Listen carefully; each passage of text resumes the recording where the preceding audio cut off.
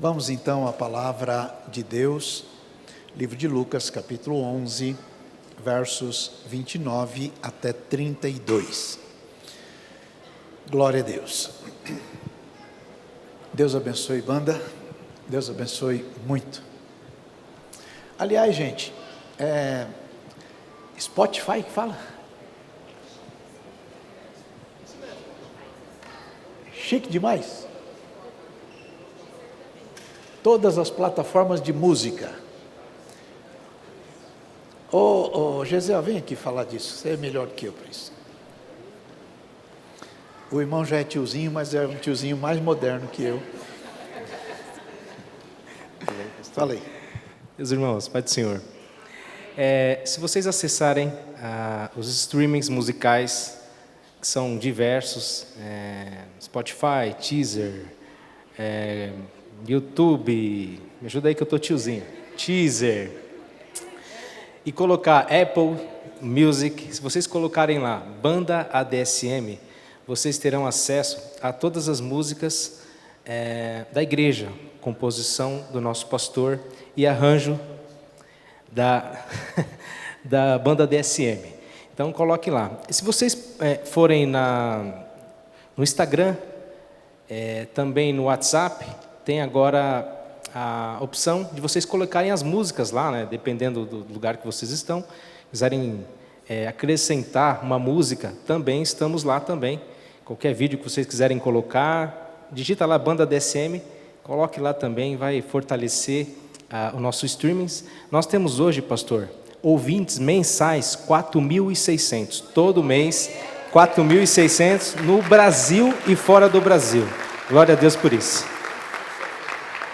Temos acesso, pastor, já passou de 1.800.000 e pouco, já, glória a Deus por isso, 1.800.000.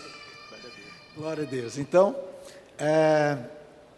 acessem lá, compartilhem com outros, são músicas que Deus deu para a igreja, cantada por esses servos de Deus, cheios do Espírito Santo, com arranjo do maestro Gesiel e dessa equipe maravilhosa de servos de Deus. Louvado seja Deus pela vida deles. Muito bem. Lucas 11, 29 até 32. E ajuntando-se a multidão, começou a dizer: maligna é esta geração. Ela pede um sinal, e não lhe será dado outro sinal, senão o sinal do profeta Jonas. Porquanto, assim como Jonas foi sinal para os ninivitas, assim o Filho do Homem o será também para esta geração. A rainha do sul se levantará no juízo com os homens desta geração e os condenará. Pois até dos confins da terra veio ouvir a sabedoria de Salomão. E eis aqui está quem é maior do que Salomão. Os homens de Nínive se levantarão no juízo com esta geração e a condenarão, pois se converteram com a pregação de Jonas. E eis aqui está quem é maior do que Jonas. Amém? Querem ler? Amém? Quer dizer que sim? Sim. Então bora lá. 1, 2, 3.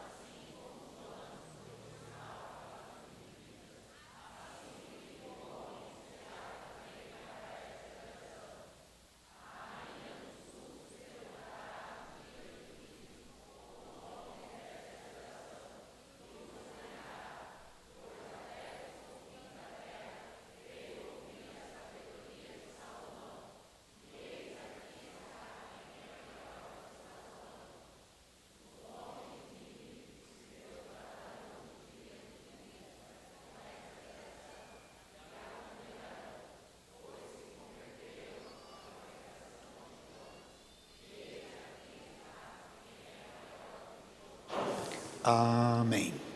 Por favor, queridos, tomem seus lugares.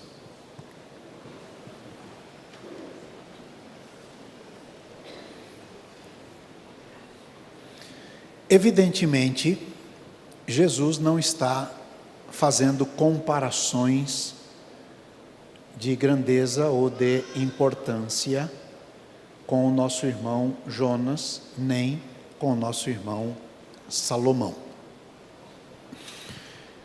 A primeira referência bíblica do profeta Jonas está no segundo livro de Reis, no capítulo 14. Isto dá um indicativo do tempo em que ele serviu à causa de Deus. Jonas era um sujeito como qualquer um de nós, com todas as demandas da vida, com todas as dificuldades que todos nós, dia a dia, enfrentamos. Tal como a Bíblia fala de Elias no livro de Tiago, que Elias era um homem sujeito às mesmas paixões que nós. Logo, um ser humano como qualquer outro ser humano. Também Jonas era assim. Jesus disse que os ninivitas haveriam de se levantar no juízo com a geração presente, aquela que o estava ouvindo, e os ninivitas condenariam aquela geração, e ele pontua a razão. Porque se em Nínive as pessoas se arrependeram ao ouvir a pregação, por que é que aquela geração que ouvia Jesus tinha dificuldades de se arrepender dos seus pecados? Nós não precisamos ficar pontuando coisas acerca de Jonas ou acerca de qualquer outro personagem bíblico, porque o nosso foco é primordial da adoração a Deus e, em segundo plano, da pregação da palavra de Deus, que consiste em 2 pontos principais. Número 1, que haja arrependimento de pecados, novo nascimento, restauração de vida, novos rumos. E em segunda perna, para que haja motivação, fortalecimento, adequação, alegria, força, para que a caminhada continue até o dia em que Jesus virá nos buscar a todos. Isto posto, precisamos entender então o que Jesus está falando aqui, e é acerca da missão que todos nós temos, tanto na condição de Jonas, quanto na nossa condição atual, que é pregar, anunciar verdades que, queiramos ou não, são fundamentais para a salvação. Jonas foi, sem dúvida, um dos mais brilhantes pregadores registrados em toda a história. Alguém diria, mas e a pregação de Pedro, que no dia de Pentecostes, ao pregar, quase 3.000 almas aceitaram a Cristo, se arrependeram e foram batizadas. 3.000 é um número muito grande, importante. O que dizer da segunda pregação de Pedro, com 4.000, e da próxima com 5.000? O que dizer de outros tantos irmãos importantes que pregaram e foram ouvidos por multidões? Jonas tinha uma mensagem muito simples, consistente de poucas palavras. A pregação de Jonas era: em poucos dias, 40 dias, Deus subverterá esta terra e vai destruir vocês completamente. Se aprumem, se arrumem, se ajustem. Só isto, não tinha mais. era uma pregação de poucas palavras, mas absolutamente contundente. Tão contundente que a cidade inteira, partindo do trono do rei, até as pessoas que trabalhavam nos currais de animais, todos se arrependeram. Então nós não temos nenhum registro na história de um pregador com tanta eficiência, com tanta eficácia, quanto foi a eficiência ou a eficácia da mensagem pregada por Jonas. E Jesus então está se referindo a ele. Mas como disse há pouco, Jonas era um ser humano como qualquer um de nós, sujeito às mesmas coisas que nós todos. A cidade de Nínive, capital de um império importante, tinha fama muito ruim pesando sobre ela. As pessoas eram guerreiras, bárbaras. E para fazerem exemplo, quando dominavam um povo, eles pegavam líderes e tiravam a pele dessas pessoas, com essas pessoas ainda vivas. Pegavam essa pele e penduravam nos muros, para que todas as pessoas que passassem percebessem o quanto eles eram terríveis. Em outras ocasiões, eles pegavam pessoas e colocavam deitadas no chão, com as mãos abertas, amarradas, arrancavam as pálpebras dos olhos, para que o sol cozinhasse os olhos das pessoas. Em outras ocasiões, eles fincavam estacas e deixavam as pessoas morrendo, se debatendo naquelas estacas. Era um povo muito ruim, muito difícil, muito complicado. Mas a Bíblia diz que Deus enviou seu Filho ao mundo, não para que condenasse o mundo, mas para que o mundo fosse salvo por ele. Logo, o desejo de Deus é a salvação de todas as pessoas, por piores que elas sejam, por mais complicados que sejam os caminhos nos quais eles andam, por mais terríveis que sejam, Deus ainda quer salvar. Há salvação disponível a todo aquele que crê. Por isso, a mensagem de Jesus tem seu início com uma fala: o reino de Deus é chegado, arrependei-vos e crede no Evangelho. Significa dizer que não há portas fechadas para ninguém, absolutamente ninguém, que alcance o privilégio de crer em Jesus Cristo. O arrependimento dos pecados é fundamental. E esse arrependimento de pecados vem até nós por causa de um dispositivo que nós chamamos de fé. E esta fé foi criada, foi gerada, foi organizada, foi posta por alguém que é capaz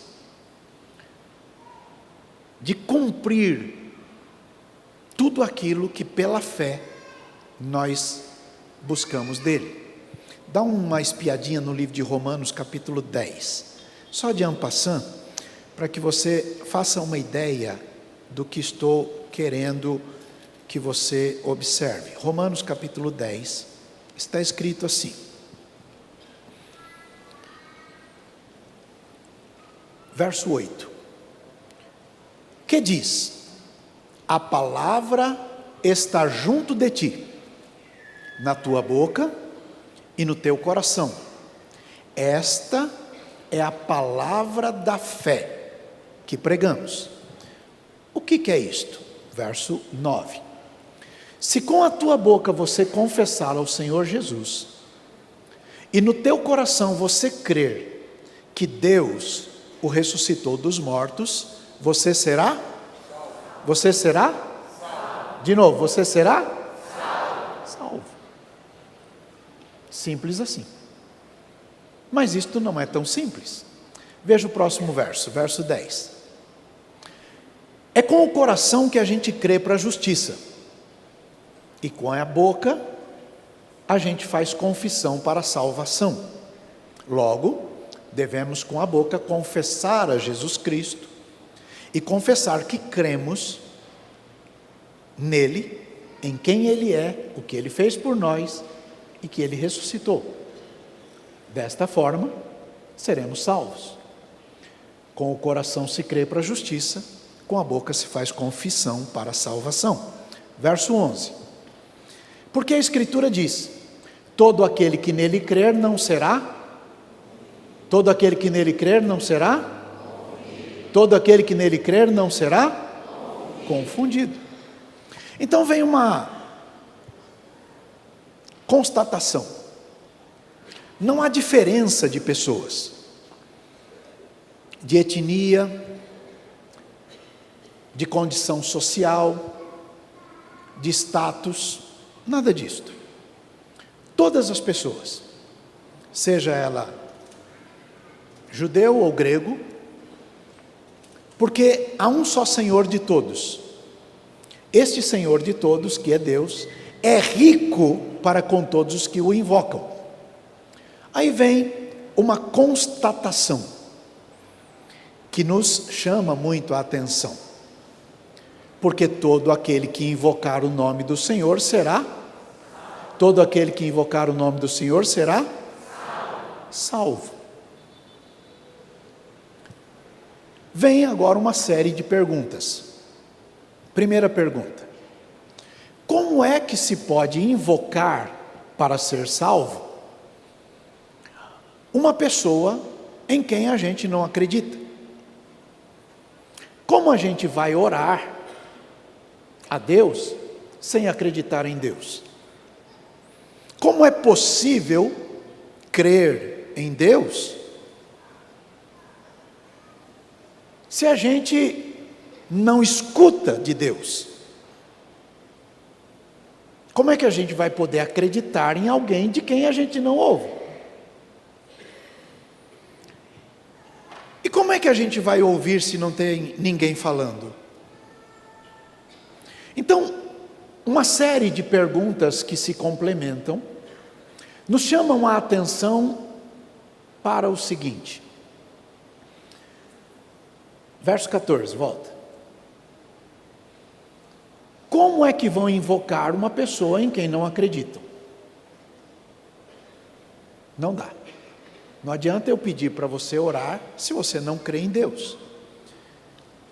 No livro de Hebreus, capítulo 11, verso 6, está escrito que sem fé é impossível agradar-lhe. Porque importa que todo aquele que se aproxima de Deus, número 1, creia que Ele existe. Número 2, creia que Ele é galardoador de todos aqueles que o buscam. Então, você precisa crer. Agora, como é que vamos crer sem ouvir? Por isso a pregação da palavra. Por isso a exposição da mensagem do Evangelho. O pregador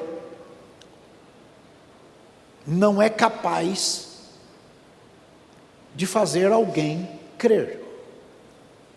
Não é função do pregador isto. Pregação é a função do pregador. É o Espírito Santo quem convence o homem do pecado, da justiça e do juízo. Então o pregador precisa estar antenado, linkado, fala uma palavra moderna aí. Conectado com Deus, com o Espírito Santo. Porque não adianta eu pregar, gritar, pular, saltar, gesticular, se o Espírito Santo não traduzir ao seu coração a palavra que está sendo pregada. Então o poder não é do pregador, é o poder da palavra de Deus, expressada pelo pregador. Glória, pois, então ao Senhor, louvado seja Deus. Agora, acontece um fenômeno quando a pessoa para ouvir, porque a fé vem por ouvir a palavra de Deus. Continue lendo. Como é que vão ouvir se não há quem pregue? Próximo verso. Como é que vão pregar se não forem enviados? Como está escrito, quão formosos os pés dos que anunciam a paz, dos que anunciam coisas boas. Queridos, o problema é que nem todo mundo que ouve dá crédito. E o crer depende de decisão. E a decisão, esta sim, é individualizada a todos nós. Quando Deus gerou ou criou o ser humano, formou o ser humano, Deus colocou um dispositivo no ser humano que dá ao ser humano a capacidade de decidir. Só pode amar de verdade quem tem a faculdade de não amar. Só pode dizer que ama aquele que tem à sua disposição o direito de amar ou não amar. Portanto, aquele que ama podendo não amar, este ama de verdade. Portanto, aquele que é fiel podendo ser infiel, é fiel de verdade. Portanto, aquele que é leal, tendo liberdade para deixar de sê-lo, este é de fato leal. E Deus, querendo que o ser humano vivesse com Ele por toda a eternidade, Ele não quis que este ser humano tivesse um dispositivo que o impedisse de não querer. Por isso, o ser humano pode escolher entre Deus ou a ausência de Deus. Por isso você pode decidir por Jesus ou afastar-se de Jesus. Este direito que Deus te deu, te dá também responsabilidade, porque decisões definem destinos. Decisões definem destinos. Suas decisões definirão o que virá na eternidade. E qual é o tempo de decisão? É o tempo presente. Se hoje ouvires a voz do Espírito Santo, não endureçais o vosso coração. Por quê? Porque nós não sabemos o que vem depois. Nós não temos capacidade de dizer o que vem depois. Nós não sabemos o que vem nos próximos minutos. Poucos dias atrás, eu vim entender onde eu estava com a SUS do lado, numa UTI de hospital. Então veja, nós não podemos achar que temos o domínio do futuro. Nós temos uma oportunidade, e esta oportunidade vem agora. E ela vem agora quando ouvimos. Nem todos obedecem ao Evangelho. Isaías disse: quem creu na nossa pregação? Verso 17: de sorte que a fé é pelo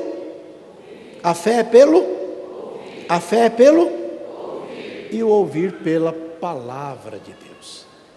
Então, na medida que você ouve a pregação da palavra de Deus, esta fé vem. Ela não é gerada em você, ela não é criada em você. Há um autor e consumador da nossa fé, Ele é Jesus. A fé existe, mas ela vem na medida que você ouve. E quando você ouve, você dá crédito, e isto é decisão. Você decide uma coisa ou outra coisa. Muito bem. Jonas era um homem como qualquer um de nós. Tudo aquilo que você passa, tudo aquilo que você pensa, tudo aquilo que você enfrenta, ele também fez, enfrentou também. Ele não era melhor do que Moisés, nem pior do que Moisés. Não era melhor do que Elias ou pior do que Elias. Não era melhor do que Jeremias ou pior que ele. Amós, Abacuque ou Davi. Não, era um homem como qualquer outro homem. Todo ser humano vem de uma raiz única. Todos vieram de um homem, chamado Adão. Até a Eva veio de Adão. Por isso que no livro de Atos está escrito que toda a raça humana veio de um só.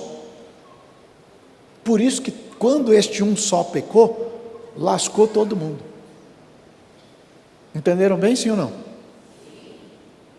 Romanos capítulo 3, verso 23, está escrito assim: porque todos pecaram,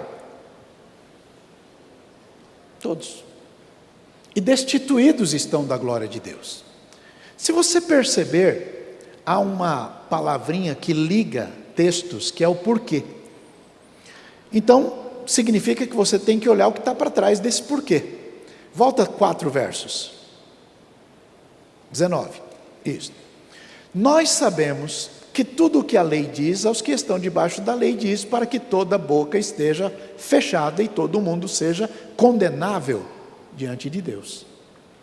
Não há ninguém que possa se levantar diante de Deus e dizer, não, eu sou inocente.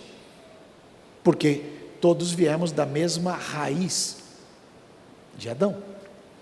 O próximo verso diz, nenhuma carne será justificada diante de Deus, pelas obras da lei, porque pela lei vem o conhecimento do pecado. Logo, está dito aí que a lei tem uma função, tem uma razão de ser, tem um objetivo. Qual é o objetivo? Apontar o erro. Nós só sabemos que alguma coisa é pecado, porque tem um documento dizendo que aquilo é pecado, e o nome desse documento é lei. Ok? O próximo verso diz, mas agora se manifestou sem a lei a justiça de Deus, tendo o testemunho da lei e o testemunho dos profetas. Qual é esse testemunho? A justiça de Deus pela fé em Jesus Cristo, para todos e sobre todos os que creem, porque não há diferença, porque todos pecaram. Não há diferença por quê? Porque todos pecaram. E aí ele está se referindo a dois povos, judeus e gentios. Não há diferença entre judeus e gentios, porque todos pecaram, sejam eles judeus, sejam eles gentios, sejam as pessoas da lei, sejam as pessoas que não tiveram contato com a lei, todos pecaram. E destituídos estão da glória de Deus. Mas eles são justificados gratuitamente pela graça de Deus, pela redenção que há em Cristo Jesus, ao qual Deus propôs para propiciação pela fé no seu sangue, para demonstrar a sua justiça pela remissão dos pecados dantes cometidos sob a paciência de Deus. Bom, todos estão na mesma situação, inclusive Jonas. Em Nínive, as pessoas estavam sem rumo, sem direção. E elas estiveram assim, porque qualquer ser humano, desde Adão, foi destituído da glória de Deus.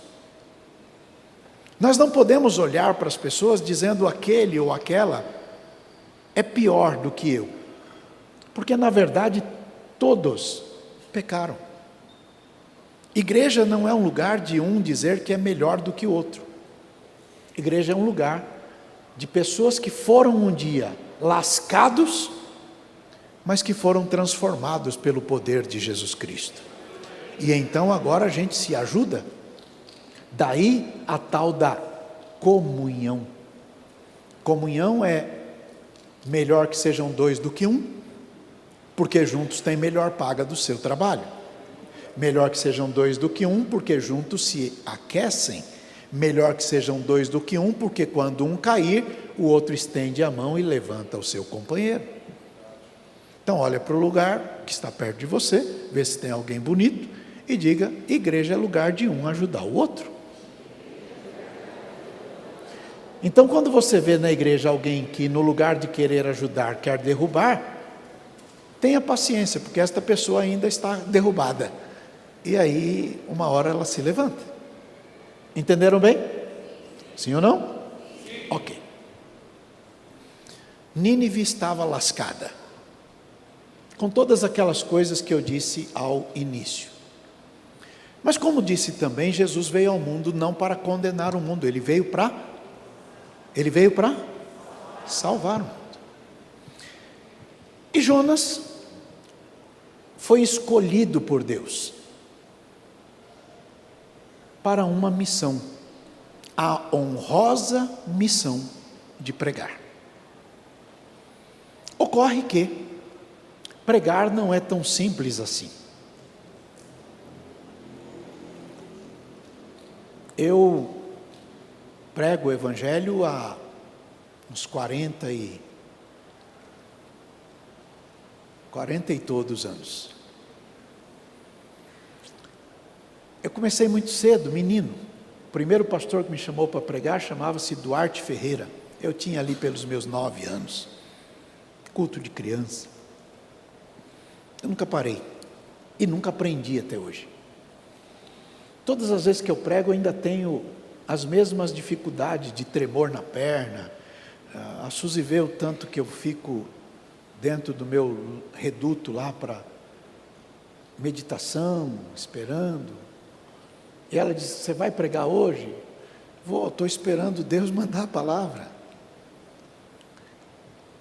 Pregar não é nada simples, especialmente quando as pessoas que são destinadas a ouvir têm ranço, têm dificuldades, barreiras, e Nínive era um povo assim.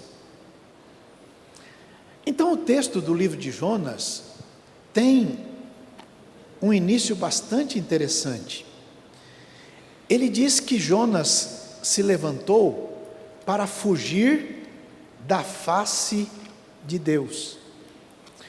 O Jonas não estava fugindo de Nínive, ele estava fugindo da face de Deus. Por quê? Porque Deus deu a ele uma missão, e esta missão não era simples, era difícil, em algum grau muito arriscada. E o texto diz, verso 3 do capítulo 1 de Jonas: Jonas se levantou para fugir de diante da face do Senhor para Tarsis. E descendo a Jope, achou um navio que ia para Tarsis, pagou a passagem, desceu para dentro do navio e foi com eles para Tarsis, diante da face do Senhor. Ele saiu da face de Deus e foi para Tarsis. Qual era o objetivo dele? Não quero fazer esse trabalho. É difícil. Existem tarefas que, se Deus perguntasse antes, provavelmente alguns de nós diriam não. Vou dar um exemplo. Se Deus contasse para Davi a dor de cabeça que ele ia ter depois de matar o gigante Golias, eu acho que Davi não tinha enfrentado o gigante. Porque o gigante foi um detalhe. Porque depois de Golias, aí é que vieram de fato os enfrentamentos, especialmente com o rei Saul. Então veja, existem coisas que Deus só nos manda ir, mas não nos conta o desdobro disto. Por isso a fé é um passo, sem que a gente se pergunte se o chão está ali, porque ele é de total, ampla, irrestrita confiança em Deus. Ou confiamos ou não confiamos. Não há meio termo. Não há meio confiar. Em Deus nós cremos. E porque cremos, nós confiamos que as coisas vão chegar. A palavra de Deus é fiel. E Deus não é homem para mentir, nem é filho do homem para se arrepender do que diz. Quando Ele afirma algo, pode crer que vai dar certo. Se Deus disse que vai te abençoar, creia, porque Ele fará o que for preciso para cumprimento da sua palavra. Aliás, Ele disse que vela pela sua palavra para fazê-la. Ele vela pela sua palavra para fazê-la. É mais ou menos assim, Ele disse que vai fazer, descansa, que Ele vai fazer o que for preciso para que aquela sua palavra tenha cumprimento. Agora veja, quando ele foi para aquele navio, ele estava dizendo para Deus que sim, ele quer continuar servo de Deus. Sim, ele quer continuar profeta. Sim, ele quer continuar fazendo as coisas de Deus. Porém, não no endereço de Deus, não na direção de Deus, não na vontade de Deus. E aí começam os problemas que são muito parecidos com os nossos. Nós queremos, sim, servir a Deus ao nosso modo. Queremos, sim, ser crentes do nosso jeito. Queremos, sim, Jesus, mas um Jesus aos nossos moldes. Queremos, sim, a direção de Deus, desde que essa direção não nos atrapalhe nas nossas próprias direções. E aí Jonas se assemelha com todos nós. Muitas vezes nós dizemos para Deus: o Senhor pode mexer em toda a estrutura da minha vida, menos no meu namoro, menos no casamento, menos na forma que eu quero para ganhar dinheiro, menos. E aí a gente começa a condicionar Deus. O Senhor pode, desde que não mexa nisto aqui, que quem domina sou eu. Acontece que quando nós entregamos a nossa vida a Jesus, entregamos o comando da nossa vida a Jesus, portanto, é Ele agora quem decide. Paulo escreve: eu não vivo mais, agora é Cristo que vive em mim, e a vida que eu agora vivo, eu a vivo na fé do Filho de Deus, que a si mesmo se entregou por mim. É dizer de outra forma, que as decisões agora não são mais decisões minhas, são decisões de Deus que vêm a mim, e eu me submeto a elas. Isto é viver pela fé. Jonas então vai para os porões do navio e vai dormir. Não é pecado dormir. Aliás, chego a ousar dizer que não dormir é pecado. Porque você precisa se recompor. E o seu corpo precisa de descanso. É isso, doutora? Precisa descansar. Deus te deu descanso para você descansar. Descanso é tão importante que Deus inventou um dia para descansar. E quando a gente não descansa, Ele fica bravo. Eu não sou o melhor exemplo para isso. A Suzy olha e dá risada. Eu não sou o melhor exemplo, mas eu estou aprendendo. Aliás, eu disse para ela semana passada: eu estou aprendendo a descansar. Aos poucos eu aprendo. E quando a gente já não tem mais o que aprender, está na hora de morrer. Então, como não está na minha hora, eu estou aprendendo a descansar. Agora veja, naquele porão, ele está dormindo. E do lado de fora, o negócio está feio, muito feio. As ondas se levantaram, o mar está bravio, o vento está soprando, a embarcação está em risco, e as pessoas se reúnem e tomam decisões. As decisões estão tomadas por aquilo que eles estão vendo, mas eles não sabem o todo, eles não enxergam o todo. E o que acontece? Eles estão jogando fora seus bens, seus pertences, suas coisas, coisas pelas quais eles trabalharam, suaram, estão perdendo, estão jogando no mar. Isto é o reflexo de andar junto com quem decidiu sair da direção de Deus. Quem decide sair da direção de Deus, leva ao prejuízo aqueles que andam com ele. E eles estão perdendo, jogando no mar um monte de coisa. Aquele suor, aquele trabalho, aquele empenho, aquele desenvolvimento, tudo está indo para o fundo do mar. Por quê? Porque eles estão na companhia de alguém fora da direção, mas eles não sabem. Então eles começam a procurar qual é a razão daquilo tudo. E segundo a crença deles, vão tirar um sorteio para ver quem é o culpado. Quando eu era menino, tinha um tal de palitinho.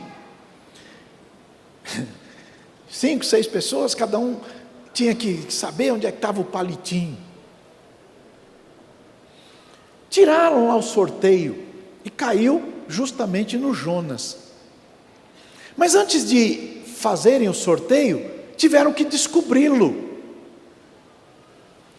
E como descobriram? Vasculhando os cantos do navio para ver se tinha mais alguma coisa para jogar fora. E quando estão procurando mais alguma coisa para jogar fora, encontram ele lá. Levam ele para perto dos outros e fazem algumas perguntas. Quem é você? Segunda pergunta. De que povo é você? Terceira pergunta. De onde é que você está vindo? Quarta pergunta. Qual é a tua terra? Qual é o teu povo? Ele está tudo errado. Mas ele não perdeu a identidade. Olha para alguém e diga: você acha que Deus não conhece você? Mesmo nesse caminho torto, nesses porões da vida onde você se meteu?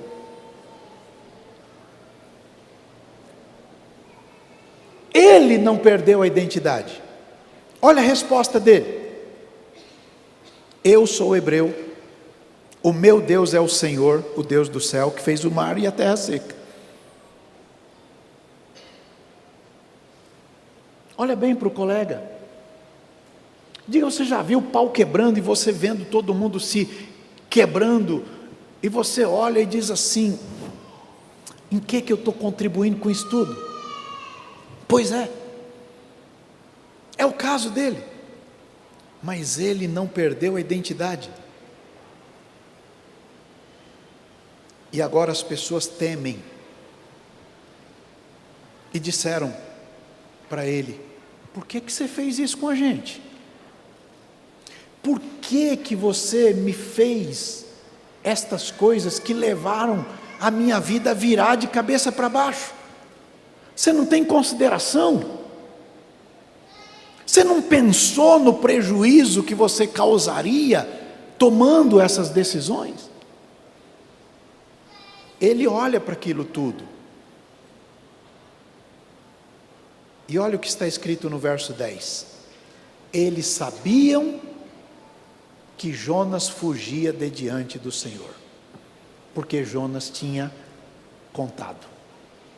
Olha bem para o colega e diga: aí está o ponto de virada. Ele não diz que alguém é culpado. Ele declarou que ele era culpado. Este é o ponto da virada do ser humano.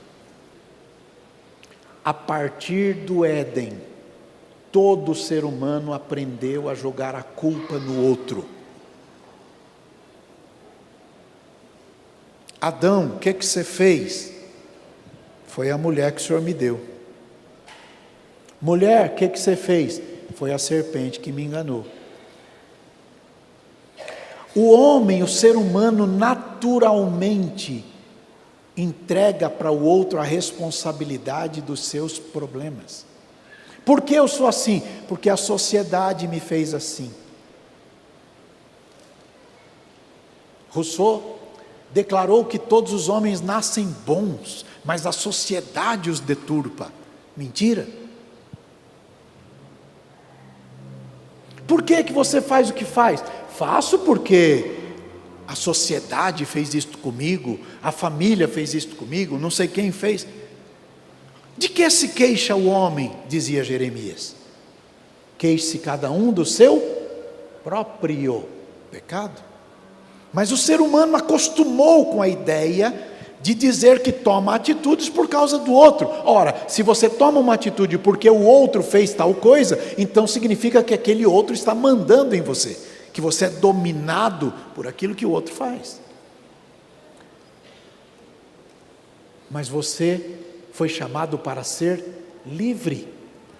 E quem é livre pode dizer não. A característica principal de quem é livre é o poder de dizer não. Levanta a mão aí. Diga, eu sou livre. Ai, tem razão, bora. Você é livre. Quem é livre pode dizer não. Quem é livre pode decidir ficar quando tem a porta aberta para sair. Lembra no mar, quando Pedro saiu do mar e afundou? Quem sugeriu sair do barco não foi Jesus, foi Pedro. Jesus só autorizou. Às vezes nós tomamos decisões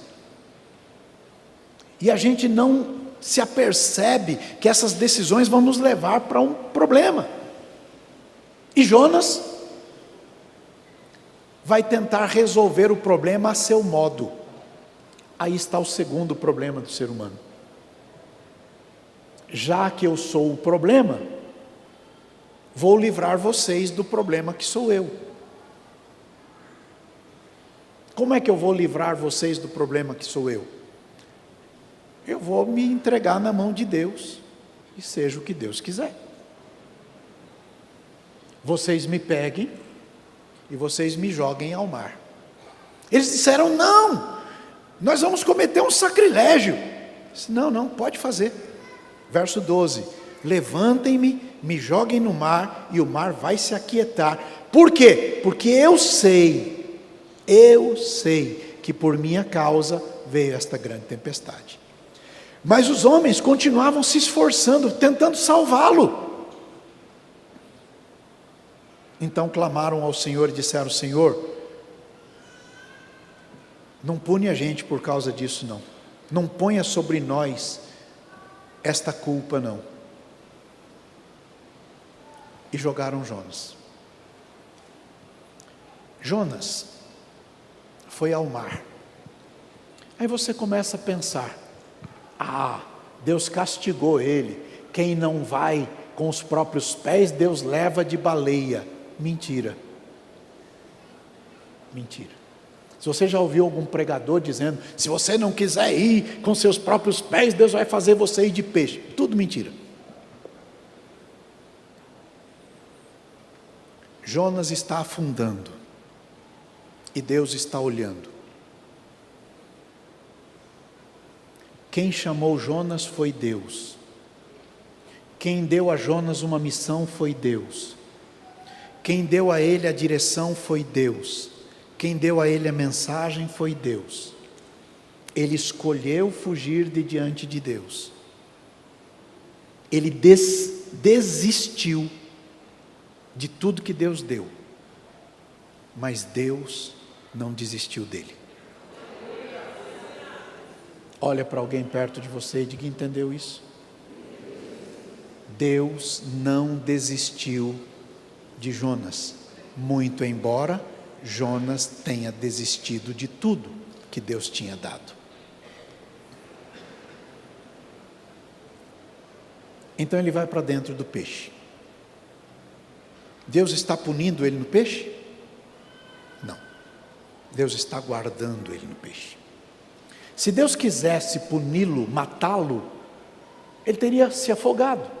O que acontece com corpos no mar? Os outros peixinhos vêm e comem. E aquelas migalhas que são o resto do resto do resto do resto do resto, vão para o fundo do mar e os camarões acabam com tudo. Camarão é mais ou menos como a barata do mar. Se Deus quisesse, teria feito isto. Mas Deus decidiu que ia dar uma nova chance. Abraça alguém aí e diga: o Deus de Jonas é o teu Deus. E Ele é o Deus da segunda chance, da nova oportunidade. Mesmo que você tenha dito não para Ele, e isso tenha gerado um monte de problema para você, e para um monte de pessoas junto de você, Ele decide te dar nova chance. O peixe o pega, e quer saber de uma coisa legal? O peixe não levou Jonas para Nínive. Como um montão de gente pensa. Não quer ir a pé, vai de peixe. Não vai não. O peixe levou ele para o mesmo lugar. Capítulo 3 do livro de Jonas abre com a seguinte expressão: veio a palavra do Senhor segunda vez a Jonas. Olha bem para o colega e diga: às vezes Deus fala com você uma vez, outra vez, mais uma vez e outra vez. Por quê? Porque Deus não desiste de você.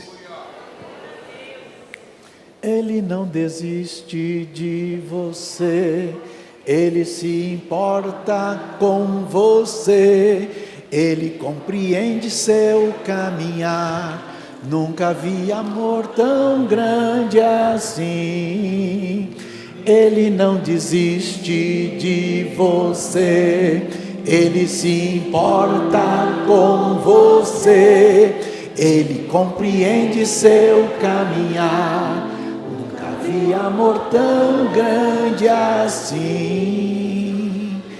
Ele não desiste. Agora veja, verso 3 do capítulo 3 diz: levantou-se Jonas e foi a Nínive. Às vezes, em princípio, nós imaginamos que aquilo para o que fomos chamados é algo não factível, não é possível. Mas enquanto estiver no campo do factível, do possível, a gente pode eventualmente achar que as coisas aconteceram por nossa causa. Mas quando tudo foge ao nosso controle, é hora de Deus agir. Quando nós não sabemos mais o que fazer, quando nós não temos mais o que fazer, aí é hora de Deus agir.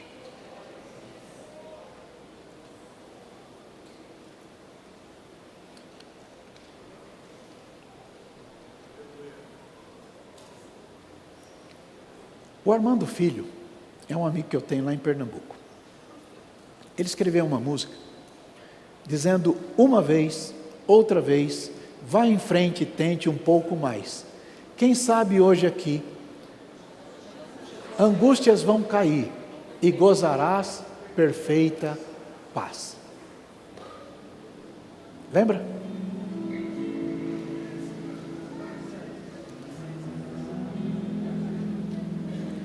Quantas vezes quiseste então mudar Veja isso.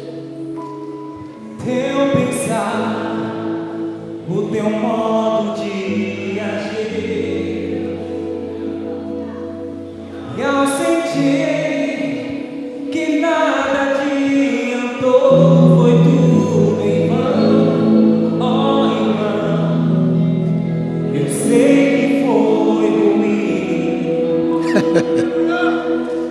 mas uma coisa eu quero te dizer: Deus te ama assim como tu és, mesmo quando muitos dizem que não há mais solução. Deus, Senhor, estende a sua mão. Quantas vezes?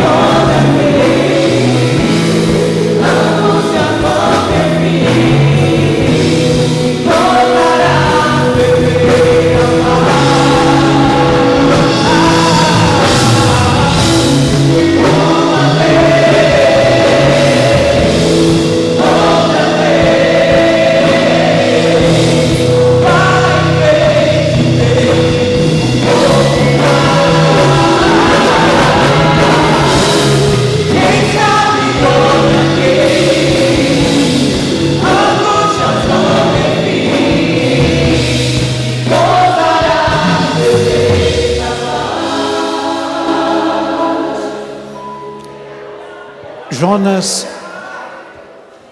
foi pregar para um povo terrível. E ele foi na sua segunda chance. A eficácia da palavra que ele pregou foi tão grande que a cidade inteira se arrependeu. E o arrependimento é a chave da mudança.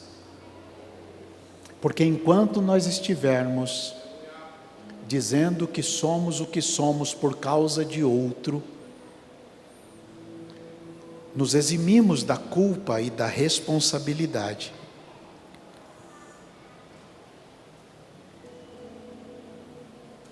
E por causa disso não há remissão. É preciso que nós digamos alto e claro que de fato somos pecadores. Contudo, o pecado é pernicioso, mau, terrível e condena. Se você der uma espiadinha na primeira carta aos Coríntios, capítulo 6, verso 10, diz assim: não errem. Olha para o colega e diga: a regra é essa, não errem. Essa é a regra. Olha lá: devassos, idólatras, adúlteros, efeminados, sodomitas, ladrões, avarentos, bêbados, maldizentes, roubadores, está tudo no mesmo pacote. Nenhum é melhor ou pior do que o outro, está tudo no mesmo pacote. Esse tipo de gente tem problema no reino de Deus. Olha para o colega e diga: lascou. Diga: lascou. Não tem um que é pior do que o outro. Está tudo no mesmo pacote, no mesmo versículo. Veja o verso 11. Põe um sorriso nesse rosto e leia. Não, gente, vocês podem fazer melhor, leia.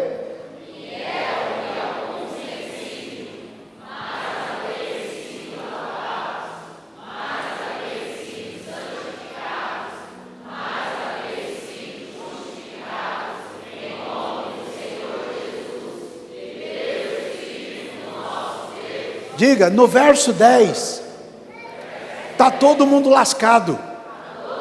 No verso 11, tem os que escaparam. E quem é que escapou? O que foi lavado, santificado e justificado. Olha bem para o colega e diga: estávamos todos no mesmo barco. Todo mundo lascado, todo mundo condenado, todo mundo indo para o inferno, mas alguém mudou, e mudou porque foi lavado, santificado e justificado. E alguém é lavado, santificado e justificado a partir de duas premissas. Número 1, arrependimento do pecado. Número 2, crer no sangue de Jesus Cristo, que nos purifica de todo pecado. Olha bem para o colega e diga: está aberto para todo mundo. E Jonas pregou em Nínive, e Nínive se arrependeu. A pregação não era toda enfeitada. O pregador não tem que ficar enfeitando pavão. A mensagem de Deus tem que ser clara e objetiva, pelo poder do Espírito Santo e não pela razão humana. E quando esta pessoa ouve a palavra e crê, entende que os seus pecados são a causa dos seus problemas, se arrepende e crê no poder do sangue de Jesus, que lava, santifica e justifica. Jonas era um ser humano como qualquer outro pregador. E aí eu tenho que parar para falar da incumbência de um pastor.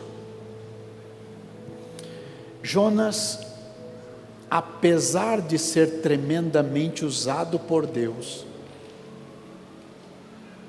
continuava ser humano. E ser humano, se não for dominado pelo Espírito Santo, só faz bobagem. E ele começou a dizer: eu preguei que ia destruir todo mundo, e como eu sou um pregador de Deus,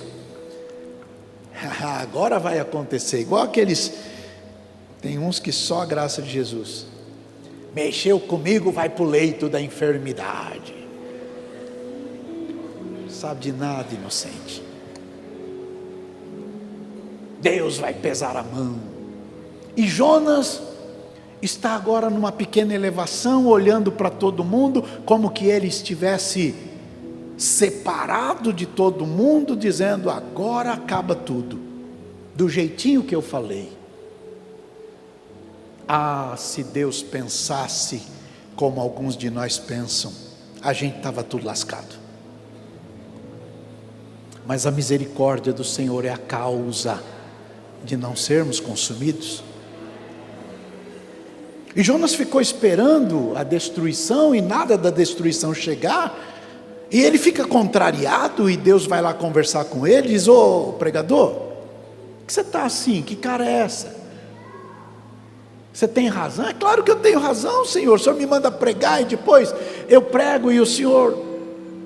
Então, Jonas, você está bravo porque o pé de abóbora que você está aí debaixo morreu? Existem alguns pregadores igualzinho a Jonas, igualzinho, prega bonito, a pregação tem uma eficiência notória, e aí fica cheio de abobrinha na cabeça, um monte de abobrinha.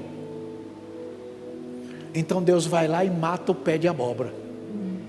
Olha bem para o colega e diga: às vezes Deus precisa matar o pé de abóbora, vai te parar de ficar olhando para as abobrinhas. Aí Deus disse: você está contrariado porque a boboreira morreu? Você não plantou a boboreira, você não regou a boboreira, e você está bravo porque a boboreira morreu? E você está bravo por causa de abóbora, mas não está ligando para esse montão de gente? Há pessoas que dão mais importância à abóbora do que a gente. Tem deles até que diz que picanha vira abóbora, porque gosta tanto de um monte de coisa que se esquece de gente. E tem um monte de gente pior do que ele que vai atrás dele. Gente, as abobrinhas da vida às vezes precisam ser tiradas. E Deus então está mostrando para ele que a pregação surtiu efeito quando alguém se arrependeu. Eu sou pastor há 40 anos. Já daqui a poucos dias vai completar 41 anos que eu pastorei. Algumas coisas me empolgam muito. A primeira delas é quando alguém se entrega a Jesus. Não há nada que alegre mais o meu coração em toda a minha história do que ver alguém se entregando a Jesus. A segunda coisa é quando eu vejo jovens casando na igreja. Eu já começo a pensar: louvado seja Deus que está livre das garras do Satanás. Terceira coisa, quando eu os vejo envolvidos nas coisas de Deus, porque a ovelha gera lã, gera leite e gera filhote. Algumas coisas me empolgam muito, e uma delas, a primeira, é a conversão. Agora veja, todo ser humano, se não for guiado pelo Espírito Santo, se torna alguém eletivo, e começa a dizer: esse serve para ir para o céu, esse não serve, esse vai, esse fica, esse vai, esse fica. Se eu não acreditar na palavra que eu estou pregando, eu não tenho autoridade para pregá-la. Quer ver? Quem aqui vivia uma vida lascada, torta, imunda, podre, ruim, mas Jesus transformou a sua vida completamente quando ouviu a palavra de Deus? Levanta a mão aí. Dá uma olhada em volta e veja o que o poder do Espírito Santo faz. Jesus Cristo é o mesmo ontem, hoje e vai continuar sendo para sempre. Jesus Cristo salva, cura, liberta, batiza, transforma. Ele não desiste de você. Jonas, depois desta chamada de Deus, se ajeitou. E Jonas se tornou um sinal para Nínive. Agora veja, com todos esses defeitos de Jonas, que são muito menores do que os meus defeitos, acho que também os de algum de vocês, Jesus se refere a ele. A pergunta é: o que Jesus pensa de você? O que Jesus fala a teu respeito? E de fato é isto que importa. O que importa não é o que alguém diga. O que importa é o que Deus diz a teu respeito. Jonas, depois desta chamada de Deus, do aperto de Deus, do socorro de Deus no peixe, agora é lembrado por Deus. Quantas vezes Deus já te deu livramentos que você não sabia como sair deles, mas você saiu? Quantas vezes Deus te deu nova chance, nova oportunidade, te chamou para começar de novo. E agora a pergunta é: o que é que ele pensa de você? Há um hino na harpa, cantado pelos corais, que diz: diante de Pilatos está Jesus, preso em aflições. A pergunta para Pilatos é: o que farás de Jesus Cristo? Porque vai chegar um dia em que você estará diante do trono dele, e você se perguntará: o que fará ele de mim? Queridos, a pregação do Evangelho é simples, como a pregação feita por Jonas. O pecado é destrutivo. O pecado vai arruinar com a tua vida. O pecado vai acabar com você. O pecado vai te levar para o inferno. O pecado é o limite de tudo que não presta. Mas há um escape: Jesus Cristo.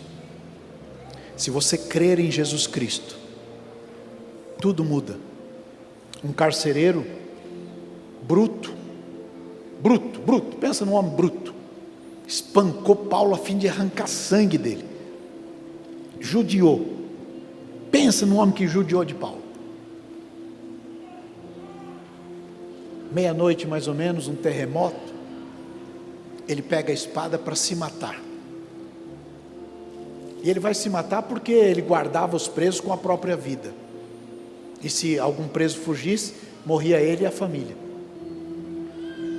Então ele, para livrar pelo menos a família, ele vai se matar. E Paulo grita: não faça isso. Estamos todos aqui.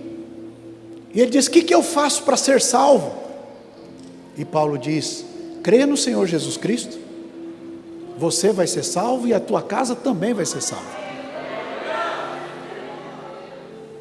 Ele pegou Paulo e pegou os demais presos e levou todo mundo para a casa dele, porque é isso que o Evangelho faz.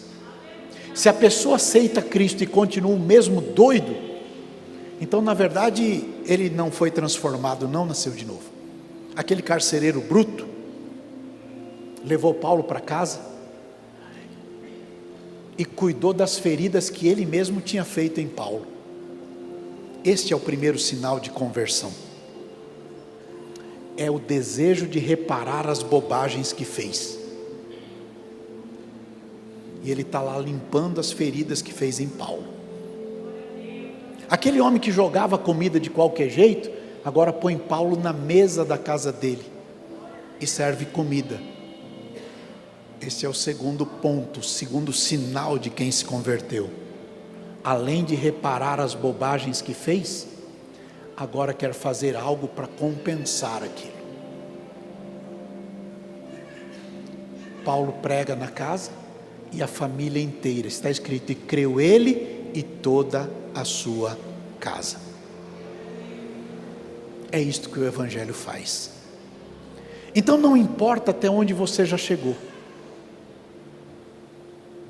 se você ouviu e se você colocou sua atenção, e se você crê, agora é hora. Por quê? Porque decidir é algo que só você pode fazer por você. Quando Deus te deu o livre juízo, o livre arbítrio, Ele passou para você a responsabilidade. O que você faz agora com aquilo que você ouviu? É a palavra de Deus em nome de Jesus.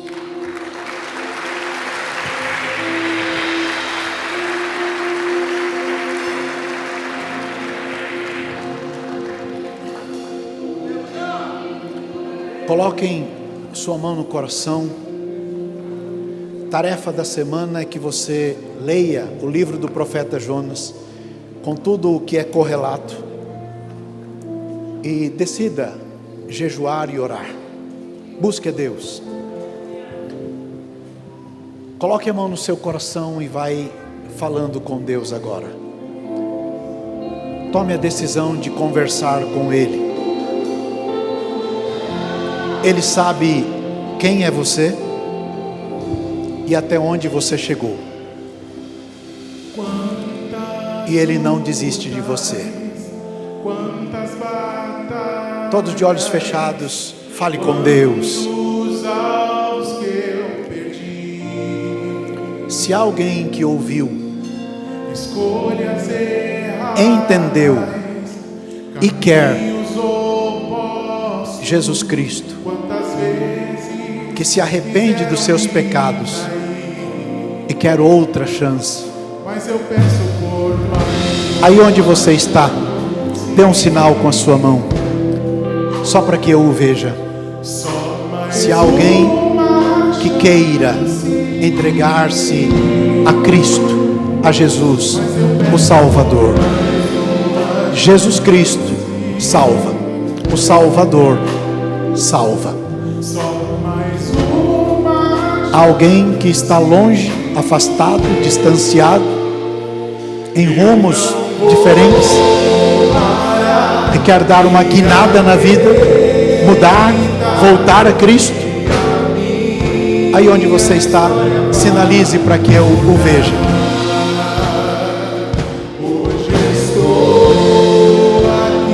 Tempo de restauração, de mudança, de transformação.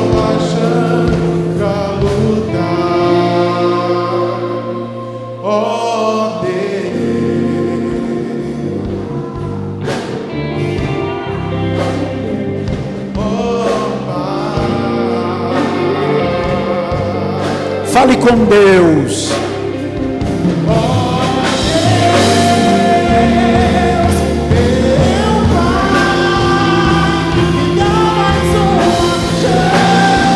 Ele é o Deus das novas oportunidades. E Ele ama você. Quem disse que já acabou?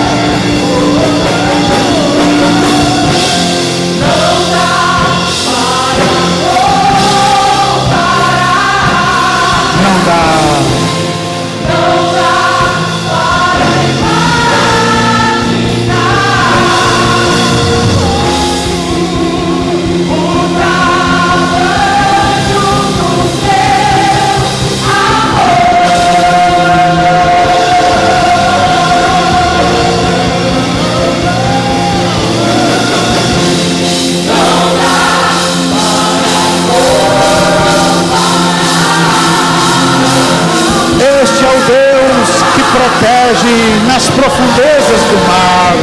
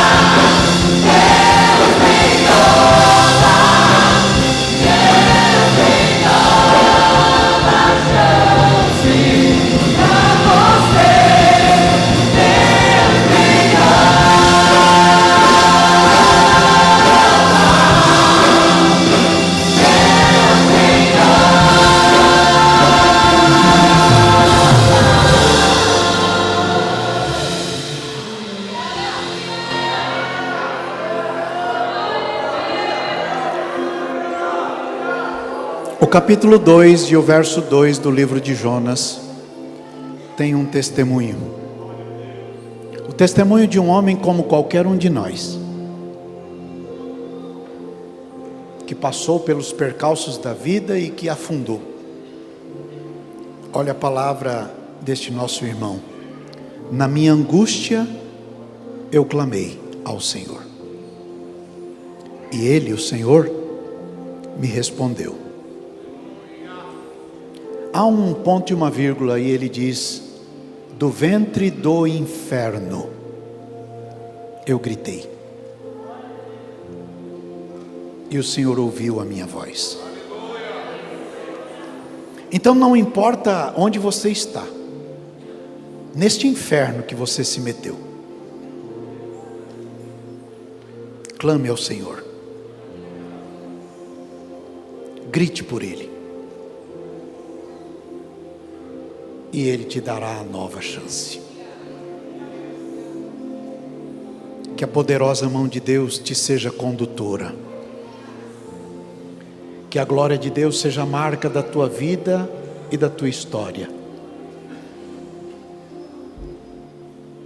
Que o Senhor abra as portas e entre com você pelas portas que Ele mesmo abrir. Que o Senhor proteja os teus muros, as tuas portas, as tuas janelas. Que o Senhor abençoe os teus corredores, os teus armários, tua despensa. Que o Senhor abençoe a tua casa, a tua família, aqueles a quem você ama e todos aqueles que te amam. Que o Senhor abençoe os teus sonhos, os teus projetos, teu futuro, tua história. Que o Senhor abençoe os teus empreendimentos. Que o Senhor segure firme nas tuas mãos e te faça andar seguro em caminhos elevados. Que em todos os ambientes onde você chegar, todos saibam que Deus te ama. Que o amor de Deus e a graça de Jesus Cristo nosso Senhor e a comunhão do Espírito Santo seja com todos vocês, hoje e sempre. Amém. Semana abençoada e próspera a todos, em nome e para a glória de Jesus.